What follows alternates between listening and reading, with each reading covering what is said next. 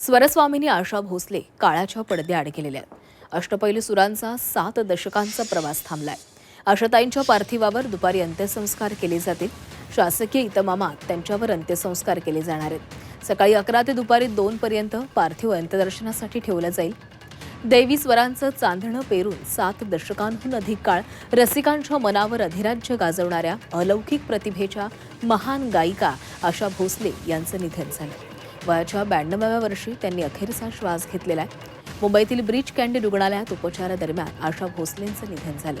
त्यांच्या जाण्यानं संपूर्ण चित्रपटसृष्टीवर शोककळा पसरलेली आहे. आज दुपारी 4 वाजता त्यांच्या पार्थिवावर शिवाजी पार्क इथं शासकीय इतमामात अंत्यसंस्कार होणार आहेत. सकाळी 11 ते दुपारी 2 वाजेपर्यंत त्यांचं पार्थिव लोअर परेलमधील त्यांच्या घरी अंत्यदर्शनासाठी ठेवलं जाणार आहे. त्यानंतर 4 वाजता त्यांच्यावर शिवाजी पार्कच्या हिंदू स्मशानभूमीमध्ये अंत्यसंस्कार केले जातील.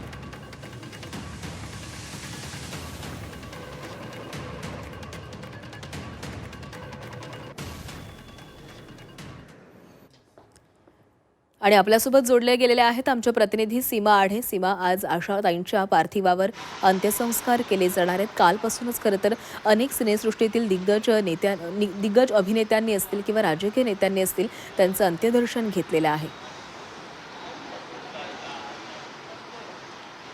नक्कीच खरं तर काल आशाताईंनी ब्रीच कँडी रुग्णालयामध्ये अखेरचा श्वास घेतला. त्यांच्या निधनाची बातमी धडकल्यानंतर अनेकांच्या म्हणजे त्यांच्या चाहत्या वर्गावरती आणि त्यांच्या कुटुंबियांवरती दुःखाचा डोंगर कोसळला. आज आशाताईंच्या पार्थिवावर शासकीय इतमामात अंत्यसंस्कार पार पडणार आहे. तत्पूर्वी त्यांच्या राहत्या घरी कासाई इमारतीमध्ये त्यांचं पार्थिव अंतिम दर्शनासाठी ठेवलं जाणार आहे. सकाळी 11 ते दुपारी 2 पर्यंत त्यांचं पार्थिव या ठिकाणी त्यांच्या इमारतीमध्ये ठेवलं जाणार आहे, जेणेकरून प्रत्येकाला, त्यांच्या चाहत्यांना, जवळच्या मित्रांना, त्यांच्यासोबत केलेल्या प्रत्येक कलाकारांना त्यांचं अंतिम दर्शन घेता यावं यासाठीची पूर्ण तयारी जी आहे ती करण्यात आलेली आहे. सध्या आपण कासा इमारतीच्या बाहेरची ही दृश्य पाहतोय.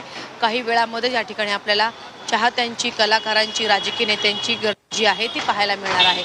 आपण इथे जर बघितलं, खरं तर काल आशाताईंच्या निधनाची बातमी आल्यानंतर अनेकांनी प्रत्येक स्तरावरती, प्रत्येक क्षेत्रामध्ये हळहळ व्यक्त केली जात आहे. संगीत क्षेत्रामध्ये एक मोठी पोकळी निर्माण झालेली आहे आणि आशाताईच्या जाण्याने ती पोकळी कधीही भरून निघणार नाही अशी प्रतिक्रिया प्रत्येक क्षेत्रातून प्रत्येक जण व्यक्त करताना आपल्याला पाहायला मिळालं आहे. प्रत्येक राजकीय पक्षाकडनं बॅनरबाजी सध्या करण्यात आलेली आहे. प्रत्येक बॅनरवरती आपण या ठिकाणी पाहू शकतो आशाताईंच्या आठवणींना उजाळा देण्याचा प्रयत्न जो आहे तो करण्यात आलेला आहे. कासा इमारतीच्या बाहेर एक बॅनर लावण्यात आलेला आहे. त्या बॅनरवरती आशाताईंनी गायलेल्या एका गाण्याची काही ओळी या ठिकाणी आपल्याला पाहायला मिळत आहे. अभी ना जाओ छोडकर ये दिल अभी भरा नहीं. आशाताईंचं एक छान असे गाणं आहे, ज्या गाण्यांवरती अनेकांचं प्रेम आहे. खरं तर आशाताईंनी आतापर्यंत अनेक दशकं आपल्या चाहत्यांच्या मनावरती अधिराज्य गाजवलेलं आहे. अगदी झेनझिनमध्ये सुद्धा त्यांचीच क्रेज आपल्याला पाहायला मिळते. त्यामुळे आशाताईंच्या जाण्याने प्रत्येक क्षेत्रात हळहळ व्यक्त केली जात आहे. काल राजकीय नेत्यांनी, बॉलिवूडमध्ये आशाताई म्हणजे संगीत विश्वातील एक अजरामर व्यक्तिमत्व होतं. त्यांच्या बहारदार स्वरांनी त्यांनी हिंदी आणि मराठी सिनेसृष्टीवर अधिराज्य गाजवलेलं होतं. आज त्यांच्या जाण्यानं जी पोकळी निर्माण झालेली आहे ती खरंच कधीच भरून निघणार नाहीये. धन्यवाद तू दिलेल्या माहितीसाठी.